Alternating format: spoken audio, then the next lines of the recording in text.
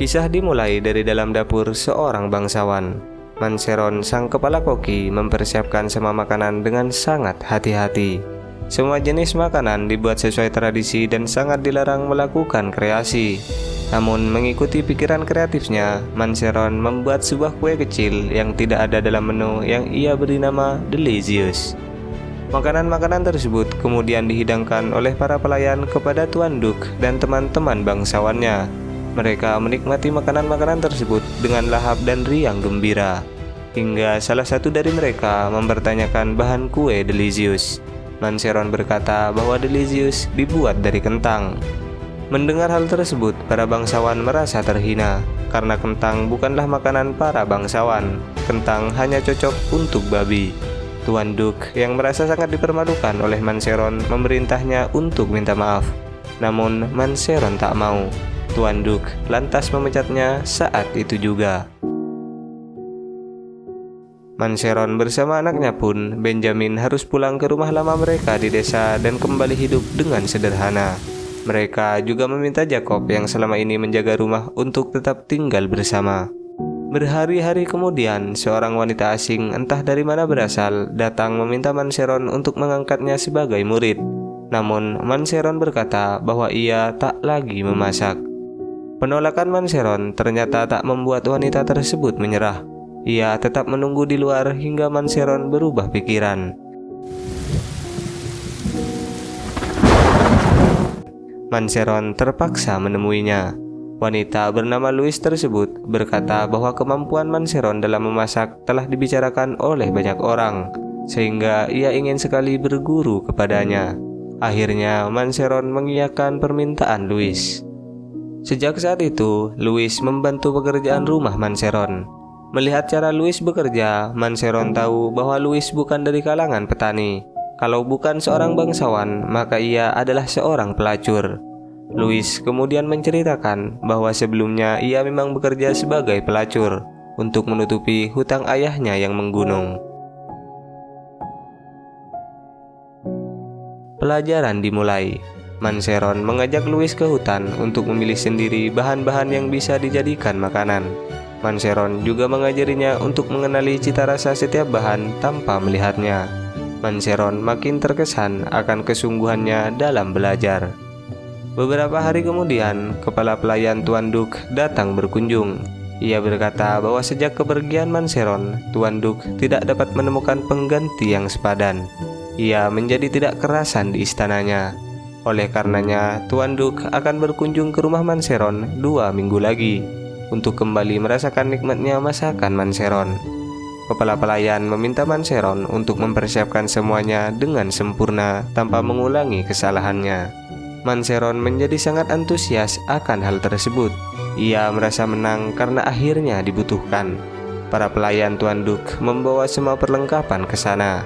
Manseron pun kembali mengerahkan semua kemampuannya. Benjamin, Jacob, dan Louis dapat kembali merasakan betapa nikmatnya masakan Manseron. Namun seminggu kemudian, seorang utusan datang dan berkata bahwa Tuan Duk akan berkunjung esok hari. Manseron merasa tidak siap, namun Louis meyakinkannya. Keduanya segera membangunkan Benjamin. Tiba-tiba terdengar keributan di luar. Mereka segera keluar dan mendapati Jacob telah tertimpa drum minuman. Kini perasaan ketiganya menjadi kacau, antara antusias dan kesedihan. Jacob baru saja meninggal, sementara masakan harus segera disiapkan. Manseron bekerja tanpa henti hingga tengah malam. Namun semangat Manseron bagi Benjamin yang masih berkabung adalah suatu kesalahan.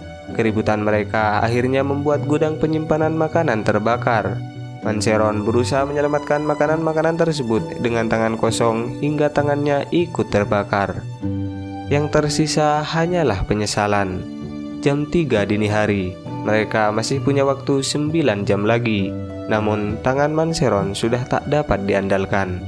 Louis berkata bahwa ia siap untuk menjadi tangannya dan ia bebas untuk mengkreasikan makanan sesukanya. Keduanya pun kembali bekerja. Matahari meninggi. Para pelayan telah datang dan bersiap menyambut tuan mereka. Namun sekian lama ditunggu, yang datang ternyata adalah surat pembatalan. Tuan Duk tak jadi datang hari ini. Louis sangat tidak terima atas perlakuan Tuan Duk terhadap Manseron. Ia mengacak-ngacak makanan di atas meja, yang ternyata ketika dimakan oleh ayam-ayam itu menjadi mati. Louis telah meracuni makanannya. Hal tersebut membuat Manseron terkejut. Hujan pun turun. Louis menjelaskan semuanya. Ia berkata bahwa sebenarnya ia adalah seorang bangsawan yang suaminya telah ditipu dan dibunuh oleh Tuan Duk, sehingga ia tak dapat menahan diri untuk tidak balas dendam. Kebohongan Louis selama ini membuat Manseron marah dan menyuruhnya untuk pergi. Namun nasib buruk kembali terjadi. Manseron terjatuh dan terseret oleh kudanya. Melihat kondisi Manseron membuat Louis menunda kepergiannya guna merawat Manseron sampai sembuh. Berhari-hari kemudian, Manseron yang sudah baikan mencoba untuk turun. Betapa ia terkejut melihat banyak prajurit membeli makanan di sana. Louis dan Benjamin kemudian berkata bahwa Manseron tidak seharusnya memasak hanya untuk seorang bangsawan, melainkan untuk menyenangkan semua orang. Antusiasme Benjamin dan Louis ternyata disambut baik oleh Manseron. Ia bahkan meminta Louis untuk tetap tinggal. Tak disangka, hari demi hari orang-orang mulai berdatangan. Gagasan awal mereka tentang restoran menjadi buah bibir berbagai kalangan, sehingga kepala pelayan kembali datang ke sana untuk menyampaikan pesan bahwa Tuan Duk akan benar-benar berkunjung kali ini. Kabar tersebut membuat Louis terpaksa pergi menyisakan surat permohonan maaf, karena ia pasti akan balas dendam jika melihat orang yang telah menghancurkan hidupnya. Ketiadaan Louis membuat Benjamin kewalahan dan semangat Manseron menjadi pudar. Orang-orang mulai kecewa terhadap masakan dan pelayanan mereka. Akhirnya Manseron memberanikan diri berkuda sendirian ke istana Tuan Duk. Ia memohon agar Tuan Duk mau segera berkunjung ke restorannya. Setelahnya Manseron menemui Louis yang sudah menjadi biarawati. Manseron memohon agar Louis mau kembali, dan ia akan melakukan apapun yang Louis inginkan terhadap Tuan Duk. Hari kunjungan pun tiba. Manseron menyambut Tuan Duk bersama pasangannya dengan hangat. Louis diam-diam mempersiapkan kue delicious, dan Manseron mempersilahkan mereka untuk mencicipinya. Rupanya pasangan Tuan Duk sangat menyukai kue tersebut dan tertawa gembira sambil memakannya. Tak lama kemudian, orang-orang biasa dari kalangan rakyat jelata mulai berdatangan. Louis pun mendatangi Tuan Duk secara terang-terangan. Louis berkata bahwa ia siap untuk menghadap pengadilan kerajaan.